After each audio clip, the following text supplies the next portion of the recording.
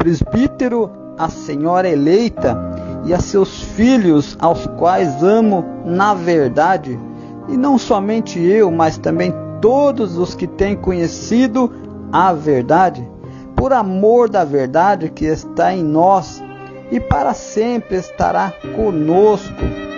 Graça, misericórdia, paz da parte de Deus, Pai do nosso Senhor Jesus Cristo, o Filho do Pai, seja convosco na verdade e em amor.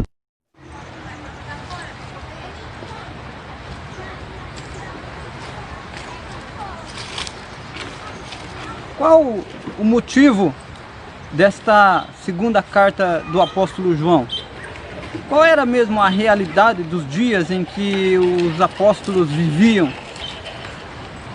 Segundo o que a Bíblia nos diz e nos orienta, é que havia falsos profetas, falsos líderes, falsas lideranças. Esse problema não era apenas o problema dos dias do apóstolo João.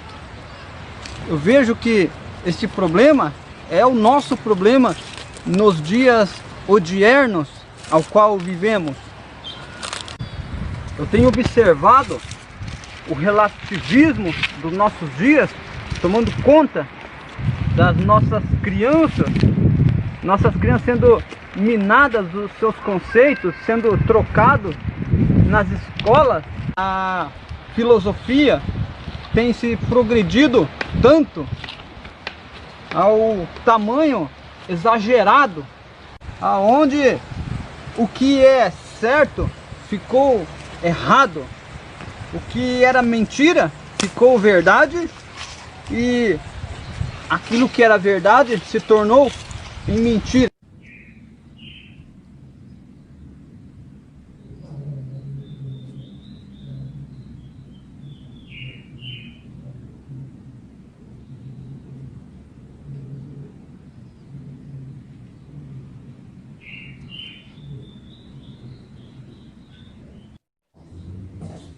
Olá! Estamos aqui para começar o nosso estudo de hoje. Abra comigo a sua Bíblia nas segundas cartas do apóstolo João, versículo 1 a seguir. Faz de necessário lermos todo o capítulo, já desde que o capítulo se tem apenas 13 versículos. E se nós não lermos os 13 versos, então fica difícil entendermos as palavras do nosso apóstolo amado João. O presbítero, a senhora eleita, algumas traduções vai dizer o ancião, a senhora eleita. E quem era o presbítero? Esse presbítero aqui é o apóstolo João mesmo. É o mesmo que escreveu o Evangelho de João, as primeiras cartas de João, a segunda carta de João, a qual a gente está estudando, a terceira carta de João e logo em seguida também o Apocalipse. E ele diz aqui, o presbítero, a senhora eleita. Quem era essa senhora eleita? Segundo alguns estudiosos, alguns eruditos dos estudos geográficos das Sagradas Escrituras, vão dizer que a senhora eleita seria aí uma dona de casa com os seus filhos, porque ele diz a senhora eleita e a seus filhos. Então muitos dos teólogos, eruditos, estudantes da palavra do Senhor vão afirmar com certeza e com clareza, afirmando que seria mesmo uma senhora. Mas fato é que seria muito inconveniente da minha parte querer afirmar tal ato com tanta simplicidade, com tantas teorias, com tantas filosofias. Correria o risco de permanecer nesta confirmação.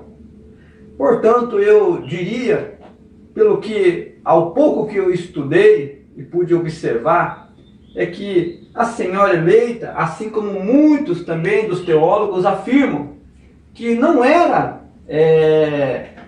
uma senhora, mas sim a igreja dos dias do apóstolo João. Eu quase que concordo com aqueles estudiosos que tentam afirmar, que afirmam ser a igreja. Portanto, há uma grande discussão, há um debate sobre o assunto, porque alguns tentam afirmar ser ela uma senhora, mesmo com seus filhos, enquanto outros contestam e brigam, até mesmo com palavras até para se ofenderem, afirmando ser igreja. E aí os seus filhos seriam os membros, né? Ali os seus congregados, então os seus filhos. Mas fato é que o que nos interessa saber se é uma igreja ou se era uma senhora? Portanto, o fato é que a segunda carta do apóstolo João está sendo endereçada a um grupo de pessoas. E esse grupo de pessoas formam então aí o que eu diria hoje uma igreja, uma comunidade. O que interessa é que a carta está sendo dirigida a um grupo de pessoas. Você voltar ao princípio, no livro de Gênesis, quando você vê, eu quero aqui falar de família, de conceito, já que eu estou falando de falsos ensinamentos, de filosofias, a qual o progresso é a filosofia.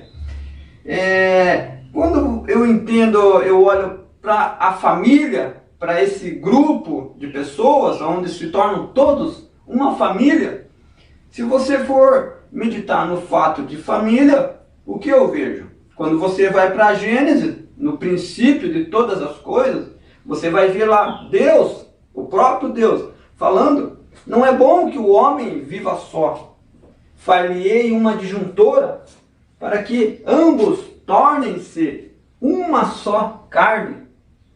E aí você vai adiante, e aí o Senhor vai abençoando e dá a ordem a ele para que ambos tenham filhos e que se multiplique, e Deus abençoa eles para que ele tenha domínio sobre as coisas da terra.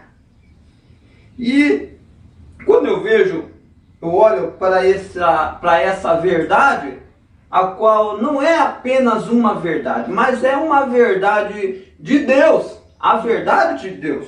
Não é uma verdade daqui, mas é uma verdade de Deus. Então eu vejo uma formação de uma família. Isto é uma família. Porém, se tu chegar diante de um grupo de pessoas que tem ensinadores que ensinam o inverso das coisas, e você acentuar uma verdade expressiva assim, logo o que vai se ouvir, o que é? É uma carretada de ofensas. Amados, então, por que vem as ofensas? Quando eu olho para esse lado, por que isso acontece? Porque privatizaram a verdade. Hoje em dia, como nos dias do apóstolo João, privatizaram a verdade. E fazendo isso, o que acontece nos nossos dias, até mesmo dentro da igreja, acontecem dissociações daquilo que realmente é verdade. Dissociações. Estão privatizando tudo hoje em dia. Hoje em dia a ordem, o lucro é o progresso. A filosofia tem se expandido de tamanho exagerado por aí, onde nossas crianças estão sendo minadas e trocadas os seus conceitos debaixo dos nossos narizes. E nós muitas das vezes não estamos fazendo nada para interferir ou para que isso venha a se voltar para Deus, voltar para a verdade escriturística de Deus, do próprio Senhor. E com isso, ficamos então no prejuízo e muitas das vezes sendo chamados de intolerantes. Por que intolerantes? Porque aquele tolerante que a igreja muitas das vezes tanto procura, aquela pessoa, aquele falso ensinador, aquele falso mestre que anda por aí, passando a mão por tudo, não dá jeito de consertar as coisas, porque ama mais o que? O desamor. Ele, em vez de trazer as pessoas para o lado fraternal de Deus, que é verdade e amor, da qual eu disse que sem os dois não funciona, eles vão então mais pela verdade. Outros já vão para o lado do quê? Do amor, dizendo-se que se tem amor, mas não tem verdade. E aqueles que se prezam tanto pela verdade, muitas das vezes são legalistas e lhe falta o amor. E por isso, então, temos hoje igreja dividida no nosso meio, nos nossos dias. O mesmo problema. Por isso que João vai escrevendo a segunda carta, a segunda epístola de João para esta senhora, para esta igreja, para esta comunidade. Para simplesmente alertá-las contra esses males, essas lideranças corruptas que hoje têm se surgido em nosso meio para nos afligir. Então, irmãos, sendo assim, o que eu vejo nisso? Eu vejo o apóstolo João dizendo sobre o que é fato de verdade. E uma pergunta que surge: qual é o elemento agregador aqui? Qual é o elemento que nos faz ser igreja? Qual é esse agregador que nos agrega, que nos une? É a palavra, a verdade. O elemento agregador que nos faz sermos família, sermos igrejas, é o amor. É o que o apóstolo João vem falando, já desde o primeiro versículo a seguir, onde ele diz ali, a senhora eleita e a seus filhos, aos quais eu amo na verdade. E não somente eu, mas também todos os que têm conhecido a verdade. A verdade de Deus é o elemento agregador e que nos uniu e que um dia nos chamou e hoje somos conhecidos como a igreja do Senhor Jesus Cristo. Então, esta aqui é o elemento agregador. Este é o elemento que nos agrega e que nos une e que nos faz ser família e que nos torna ser igreja. Ela nos fala de muitas falsas doutrinas e de muitas doutrinas boas. E então, não basta nós permanecer na doutrina, não basta nós ser tão doutrinados assim, mas é preciso permanecer na verdade da doutrina. E em Mateus 16 e 12, o Senhor Jesus Cristo manda que tomamos cuidado com a doutrina dos fariseus. E também em Colossenses 2:22, o apóstolo Paulo está nos advertindo sobre a eficiência dos preceitos e da doutrina dos homens.